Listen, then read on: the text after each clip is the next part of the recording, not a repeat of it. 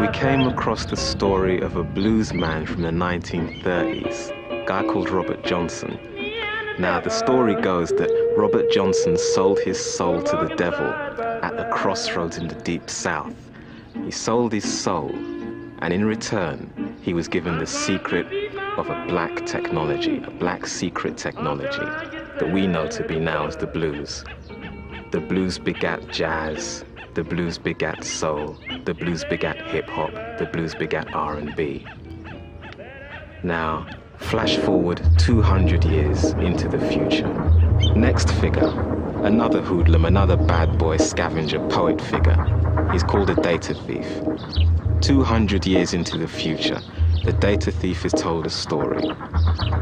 If you can find the crossroads, a crossroads, this crossroads, if you can make an archaeological dig into this crossroads, you'll find fragments, techno-fossils, and if you can put those elements, those fragments together, you'll find the code.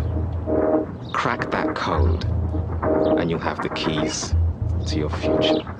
You've got one clue, and it's a phrase: Mothership Connection.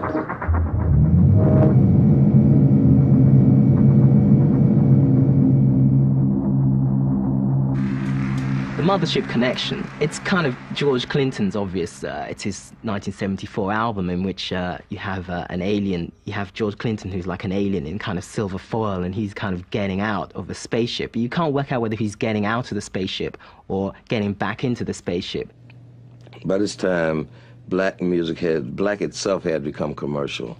You know, it was hip to be black, you know, into the music, you know, the dance bands of James Brown and all of that. So, and hip-hop, I mean, rock and roll had just like faded out, you know, in '69. So it was time to make a change.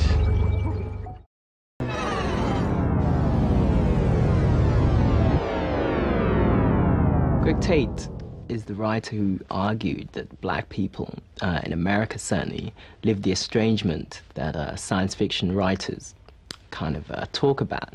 All the stories about alien abduction, all the stories about alien spaceships taking subjects from one planet and taking them to another, genetically transforming them. Greg is kind of recasting American history in the light of science fiction and saying, well, look, all those things that you read about alien abduction and genetic transformation, they already happened. How much more alien do you think it gets than slavery, than entire mass populations moved and genetically altered, entire status moved, forcibly dematerialized? It doesn't really get much more alien than that.